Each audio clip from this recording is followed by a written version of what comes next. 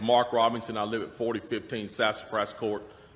That's right here in Greensboro. I've lived in Greensboro all my life.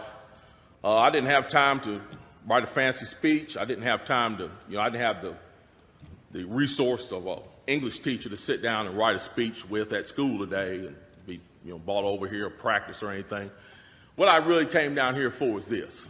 I've heard a whole lot of people in here talking tonight about this group and that group and domestic violence and blacks, these minorities and that minority.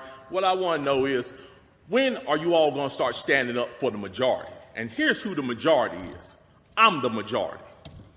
I'm a law-abiding citizen who's never shot anybody, never committed a serious crime, never committed a felony. I've never done anything like that. But it seems like every time we have one of these shootings, nobody wants to put the blame where it goes, which is at the shooter's feet. You want to put it at my feet. You want to turn around and restrict my right, constitutional right that's spelled out in black and white. You want to restrict my right to buy a firearm and protect myself from some of the very people you're talking about in here tonight. It's ridiculous. I don't think Rod Serling could come up with a better script. It does not make any sense. The law-abiding citizens of this community and many communities around this country, we're the first ones taxed and the last ones considered and the first ones punished when things like this happens, because our rights are the ones that are being taken away. That's the reason why I came down here today. Gun show or no gun show, NRA or no NRA. I'm here to stand up for the law-abiding citizens of this community, because I'm going to tell you that what's going to happen. You can take the guns away from us all you want to. You all write a law, I follow the law, I'll bring my guns down here, I'll turn them in. But here's what's going to happen. The Crips and the Bloods on the other side of town, they're not going to turn their guns in. They're going to hold on to them. And what's going to happen when you have to send the police down there to go take them? The police can barely enforce the law as it is. As what I see, we demonize the police, criminalize and vilify the police, and we make the criminals into victims. And we're talking about restricting guns?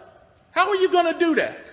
How are you going to do that when the police department's already hamstrung? You're not going to be able to go down here and take these guns from these criminals. So the criminals are going to hold on to their guns. They're still going to have them. They're still going to break in my house, and they're still going to shoot me with them. And guess who's going to be the one that suffers? It's going to be me. Well, I'm here to tell you tonight, it is not going to happen without a fight. And when I say fight, I don't mean shots fired. I don't mean fist thrown. I mean I'm going to come down here to this city council and raise hell just like these loonies from the left do until you listen to the majority of the people in this city. And I am the majority. The majority of the people in this city are law-abiding, and they follow the law, and they want their constitutional right to be able to bear arms. They want to be able to go to the gun show and buy a hunting rifle or a sport rifle. There are no military-grade weapons sold at the gun show. An AR-15 is not a military-grade weapon. Anybody that would go into combat with an AR-15 is a fool. It's a semi-automatic .22 rifle. You'd be killed in 15 minutes in combat with that thing. So we need to dispel all these myths, and we need to drop all this division that we got going on here. Because the bottom line is, when that Second Amendment was written, whether the framers liked it or not, they wrote it for everybody. And I am everybody. And the law-abiding citizens of this city are everybody. And we want our rights, and we want to keep our rights. And by God, we're going to keep them, come hell or high water.